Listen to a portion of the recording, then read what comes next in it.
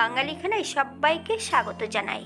আজকে আমি এখানে রান্না করব পাঞ্জাবি স্টাইলের চিকেন।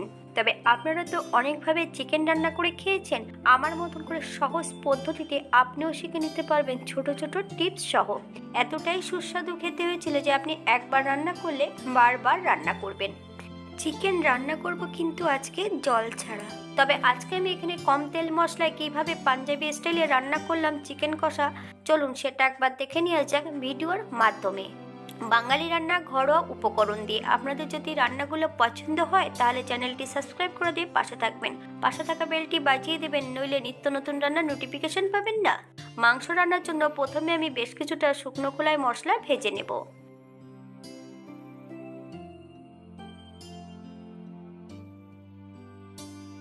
শুকনো খোলায় বেশ কিছুটা মশলা ভেজে নিতে হবে। জায়ফল, জয়িত্রী, দারচিনি, এলাচ, লং, জিরে, ধনে, শাহজিরে, শাহমরিচ শুকনো খোলায় বেশ ভালো করে টেলে নিতে হবে।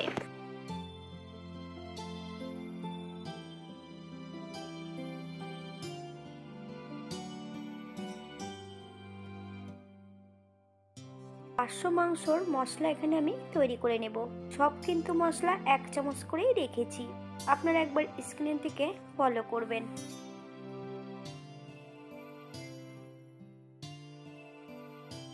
হাফ চামচ লবণ অ্যাড করলে মশলাগুলো কিন্তু সমানভাবে ভাজা হবে। মশলাটা যখন গুঁড়ো করা হবে প্রত্যেকটা মশলা সমানভাবে গুঁড়ো হবে। মশলাগুলোকে ঠান্ডা করে 80% মতন একটা গুঁড়ো তৈরি করে নিতে হবে। এখানে আমি 500 চিকেন নিয়ে নিয়েছি। চিকেনগুলোকে বেশ পরিষ্কার করে ধুয়ে রেখেছি।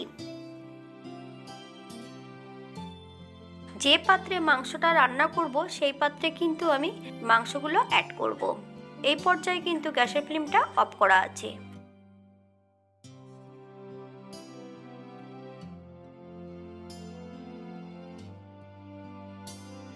যে পাত্রে মাংস রান্না করব সেই পাত্রে সম্পূর্ণ মাংসগুলো প্রথমে অ্যাড করতে হবে।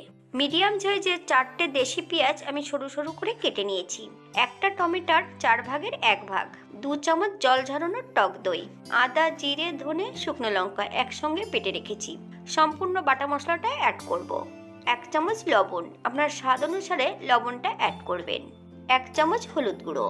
শুকনো খোলায় ভেজে নেওয়া যে মশলার গুঁড়োটা সম্পূর্ণটা এই পর্যায়ে অ্যাড করব না, অর্ধেকটা অ্যাড করব আর অর্ধেকটা মশলা রেখে দেব, রান্নার শেষ পর্যায়ে ব্যবহার করব। আগের থেকে 4 টুকরো আলু আমি ভেজে রেখেছি, এই পর্যায়ে আলুটা অ্যাড করব। 1 টুকরো চুই ঝাল, 4-5টা কাঁচা লঙ্কা। আপনারা যদি পছন্দ করেন তাহলে লঙ্কার পরিমাণটা বাড়িয়ে দিতে পারেন। 5 থেকে 6 চামচের মতন কাঁচা সর্ষের তেল, 1 চামচ রসুন বাটা। বেশ ভালো করে মাখিয়ে নিতে হবে। এই পর্যায়ে গ্যাসের ফ্লেমটা অন করে দেব। 10 মিনিটের জন্য ঢাকা দিয়ে রেখে দেব মিডিয়াম আঁচে।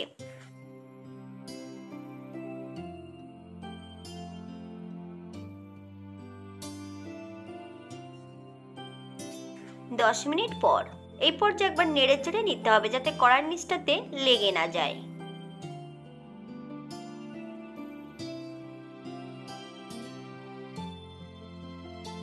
এই পর্যায়ে অ্যাড করব বেশ কিছুটা ধনেপাতা কুচি, আপনারা প্রথম অবস্থাতেও অ্যাড করতে পারেন।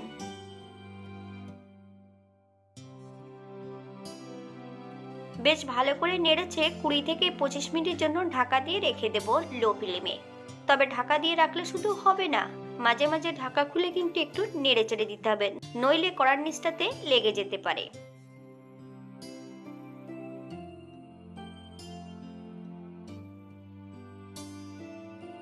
পঁচিশ মিনিট পর এই পর্যায়ে অ্যাড করব আগের থেকে ভেজে রাখা যে গুঁড়ো মশলাটা, সম্পূর্ণটা অ্যাড করব। হালকা হাতে নেড়ে চেড়ে 5 মিনিটের জন্য স্ট্যান্ডিং টাইম দিতে হবে, তারপর সার্ভ করব। আমি এখানে তেলের পরিমাণটা কম রেখেছি, আপনারা তেলের পরিবর্তে ঘি দিয়েও রান্নাটা করে নিতে পারেন।